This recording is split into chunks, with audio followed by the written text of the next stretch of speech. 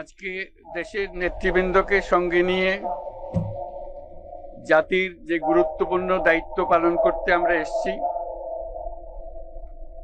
আল্লাহ তার জন্য আমাদের জন্য রহমত বর্ষণ করছেন।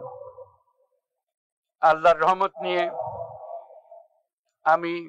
এই ঘোষণাপত্র পাঠ করব। বিসমিল্লাহির রহমানির রহিম। যেহেতু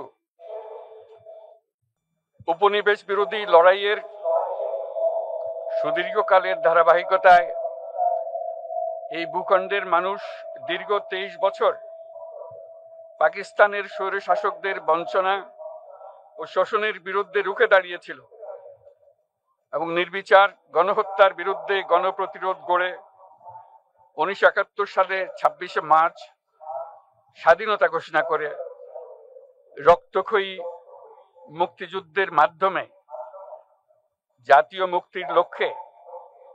বাংলাদেশ রাষ্ট্র প্রতিষ্ঠা করেছিল। এবং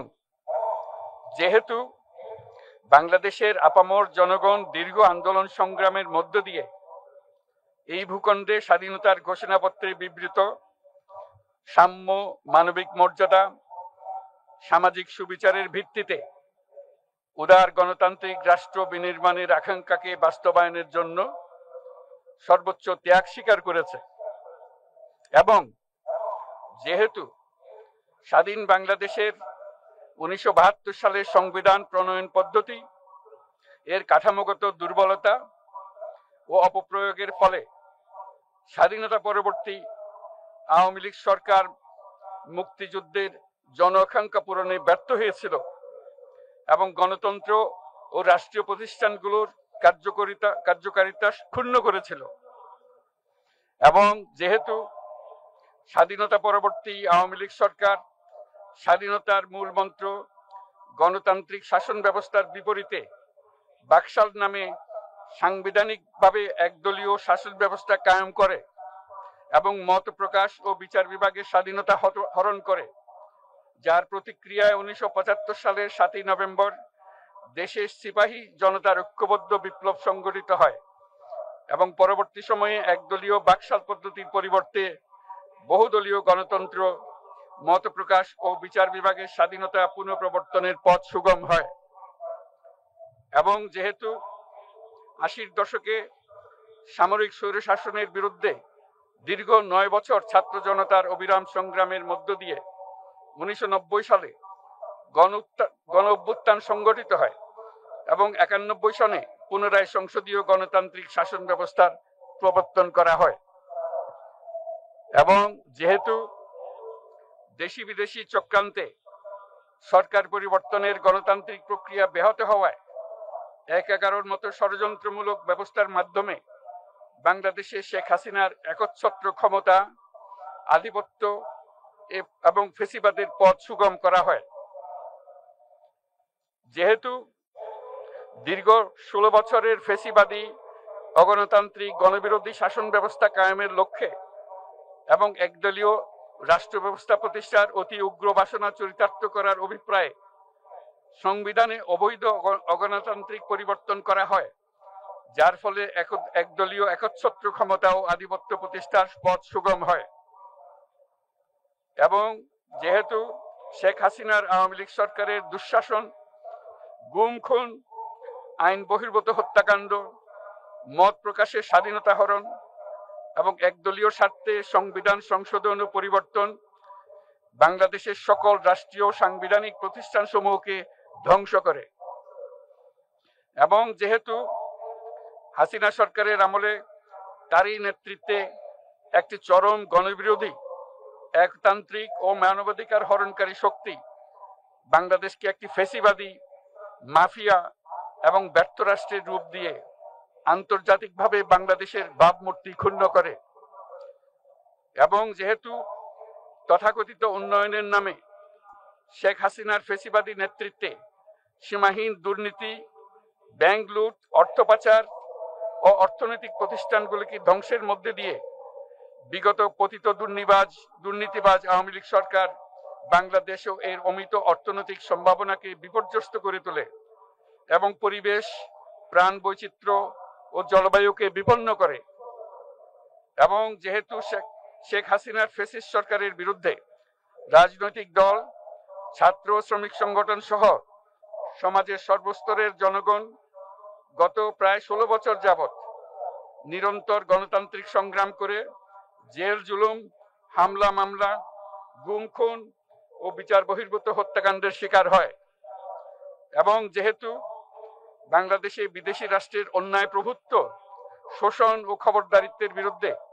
এদেশের মানুষের ন্যায়সঙ্গত আন্দোলনকে বহিঃশক্তির তাবেদার আওয়ামী লীগ সরকার নিষ্ঠুর শক্তি প্রয়োগের মাধ্যমে দমন করে।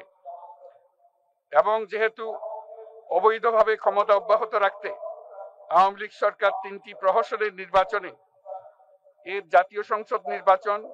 এদেশের মানুষকে ভোটাধিকার ও প্রতিনিধিত্ব থেকে বঞ্চিত করে। যেহেতু আওয়ামী লীগ আমলে ভিন্ন মতের রাজনৈতিক নেতাকর্মী, শিক্ষার্থী, তরুণদের নিষ্ঠুরভাবে নির্যাতন করা হয় এবং সরকারি চাকুরিতে একচেটিয়া দলীয় নিয়োগ এবং কোটাভিত্তিক বৈষম্যের কারণে ছাত্র, চাকুরি প্রার্থী, নাগরিকদের মধ্যে চরম ক্ষোভের জন্ম হয়। এবং যেহেতু বিরোধী রাজনৈতিক দল সংগঠনের উপর চরম নিপীড়নের ফলে দীর্ঘদিন ধরে জনরোষের সৃষ্টি হয় এবং জনগণ সকল বৈধ প্রক্রিয়া অবলম্বন করে ফ্যাসিবাদ বিরোধী লড়াই চালিয়ে যায়। এবং যেহেতু সরকারি চাকরিতে বৈষম্যমূলক কোটা ব্যবস্থা বিলোপ ও দুর্নীতি প্রতিরোধে বৈষম্য বিরোধী ছাত্র আন্দোলন চলাকালে আওয়ামী লীগ সরকার কর্তৃক ব্যাপক দমন পীড়ন, বর্বর অত্যাচার, মানবতা বিরোধী হত্যাকাণ্ড চালানো হয়, যার ফলে সারা দেশে দলমত নির্বিশেষে ছাত্র জনতার উত্তাল গণবিক্ষোভ, গণ অভ্যুত্থানের রূপ নেয়। এবং যেহেতু ফ্যাসিস্ট শক্তির বিরুদ্ধে অদম্য ছাত্র জনতার অভ্যুত্থানে রাজনৈতিক দল, ধর্মীয়, সামাজিক, সাংস্কৃতিক, পেশাজীবী, নারী ও শ্রমিক সংগঠন সমূহ সমাজের সকল স্তরের মানুষ যোগদান করে এবং আওয়ামী ফ্যাসিবাদী বাহিনী রাজপথে নারী, শিশু সহ প্রায় 1000 মানুষকে নির্বিচারে হত্যা করে, অগণিত মানুষ পঙ্গুত্ব, অন্ধত্ব বরণ করে। আন্দোলনের চূড়ান্ত পর্যায়ে সামরিক বাহিনীর সদস্যগণ জনগণের গণতান্ত্রিক লড়াইকে সমর্থন প্রদান করে। এবং যেহেতু অবৈধ শেখ হাসিনা সরকার পতন, ফ্যাসিবাদী ব্যবস্থার বিলোপ এবং নতুন রাজনৈতিক বন্দোবস্তের লক্ষ্যে বৈষম্য বিরোধী ছাত্র আন্দোলনের ডাকে জনগণ অসহযোগ আন্দোলন শুরু করে, পরবর্তী সময়ে 5ই আগস্ট ঢাকা অভিমুখে লং মার্চ পরিচালনা করে এবং ফ্যাসিবাদ বিরোধী আন্দোলনরত সকল রাজনৈতিক দল, ছাত্র জনতা তথা সর্বস্তরের সকল শ্রেণীর, পেশার, আপামর জনসাধারণ তীব্র আন্দোলনের চূড়ান্ত পর্যায়ে গণভবনমুখী জনতার উত্তাল যাত্রার মুখে ফ্যাসিস্ট হাসিনা 5ই আগস্ট 2024 তারিখে পদত্যাগ করে দেশ ছেড়ে পালিয়ে যেতে বাধ্য হয়। এবং যেহেতু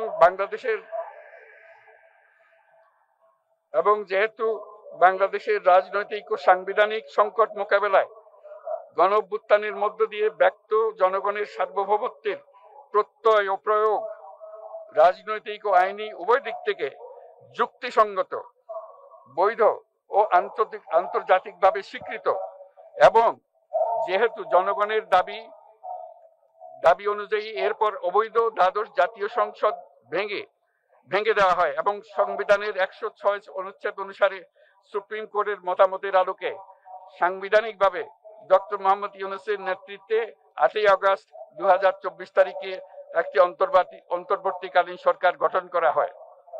এবং যেহেতু বাংলাদেশের সর্বস্তরের জনগণের ফ্যাসিবাদ বিরোধী তীব্র আকাঙ্ক্ষা এবং ছাত্র জনতার অভ্যুত্থানের মধ্য দিয়ে ফ্যাসিবাদ, বৈষম্য, দুর্নীতিমুক্ত সমাজ ও রাষ্ট্র বিনির্মাণের অভিপ্রায় প্রকাশিত হয়, সেই হেতু বাংলাদেশের জনগণ সুশাসন ও সুষ্ঠু নির্বাচন, ফ্যাসিবাদী শাসনের পুনরাবৃত্তি রোধ, আইনের শাসন, অর্থনৈতিক ও সামাজিক ন্যায় বিচার নিশ্চিত করার লক্ষ্যে নিয়মতান্ত্রিক উপায়ে বিদ্যমান সংবিধান ও সকল রাষ্ট্রীয় সাংবিধানিক প্রতিষ্ঠানের গণতান্ত্রিক সংস্কার সাধনের অভিপ্রায় ব্যক্ত করে। এবং সেহেতু বাংলাদেশের জনগণ বিগত 16 বছরের দীর্ঘ ফেসিবাদ বিরোধী আন্দোলন সংগ্রামকালে এবং 2024 সালের জুলাই গণঅভ্যুত্থানকালীন সময়ে ফ্যাসিস্ট আওয়ামী লীগ সরকার কর্তৃক সংগঠিত গুম খুন, হত্যা, গণহত্যা, মানবাধিকার বিরোধী অপরাধ ও সকল ধরনের নির্যাতন, নিপীড়ন ও রাষ্ট্রীয় সম্পত্তি লুণ্ঠনের অপরাধ সমূহের দ্রুত উপযুক্ত বিচারের দৃঢ় অভিপ্রায় ব্যক্ত করছে। সেহেতু বাংলাদেশের জনগণ জুলাই জনগণের সকল শহীদদের জাতীয় বীর হিসেবে ঘোষণা করে শহীদদের পরিবার, আহত যোদ্ধা এবং আন্দোলনকারী ছাত্র জনতাকে প্রয়োজনীয় সকল আইনি সুরক্ষা দেওয়ার অভিপ্রায় ব্যক্ত করেছে। এবং সেহেতু বাংলাদেশের জনগণ যুক্তিসঙ্গত সময়ে আয়োজিতব্য অবাধ ও সুষ্ঠু ও নিরপেক্ষ একটি নির্বাচনের মাধ্যমে গঠিত জাতীয় সংসদে প্রতিশ্রুত প্রয়োজনীয় সাংবিধানিক সংস্কারের মাধ্যমে দেশের মানুষের প্রত্যাশা, বিশেষত তরুণ প্রজন্মের আকাঙ্ক্ষা অনুযায়ী আইনের শাসন ও মানবাধিকার, দুর্নীতি, শোষণমুক্ত, বৈষম্যহীন ও মূল্যবোধ সম্পন্ন সমাজ এবং গণতান্ত্রিক রাষ্ট্র ব্যবস্থা প্রতিষ্ঠার অভিপ্রায় ব্যক্ত করেছে। এবং সেহেতু বাংলাদেশের জনগণ এই প্রত্যাশা ব্যক্ত করছে যে একটি পরিবেশ ও জলবায়ু সহিষ্ণু, অন্তর্ভুক্তিমূলক, টেকসই উন্নয়ন কৌশলের মাধ্যমে বর্তমান ও ভবিষ্যৎ প্রজন্মের অধিকার সংরক্ষিত হবে। এবং সেহেতু বাংলাদেশের জনগণ এই অভিপ্রায় ব্যক্ত করছে যে ছাত্র গণঅভ্যুত্থানের 2024-এর উপযুক্ত রাষ্ট্রীয় সাংবিধানিক স্বীকৃতি প্রদান করা হবে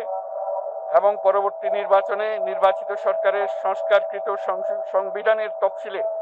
এই ঘোষণাপত্র সন্নিবেশিত করা হবে। এবং 5ই আগস্ট 2024 সালে গণঅভ্যুত্থানে বিজয়ী বাংলাদেশের জনগণের আকাঙ্ক্ষার প্রতিফলন হিসেবে এই ঘোষণা প্রণয়ন করা হলো। জাতির সার্বিক মঙ্গল কামনা করে আমি জুলাই ঘোষণাপত্র আপনাদের সবার সামনে উত্থাপন করলাম। আল্লাহ সকলের জন্য মঙ্গল দান করুন, জাতির জন্য মঙ্গল নিয়ে আসুক। সবাইকে ধন্যবাদ। আল্লাহ হাফেজ।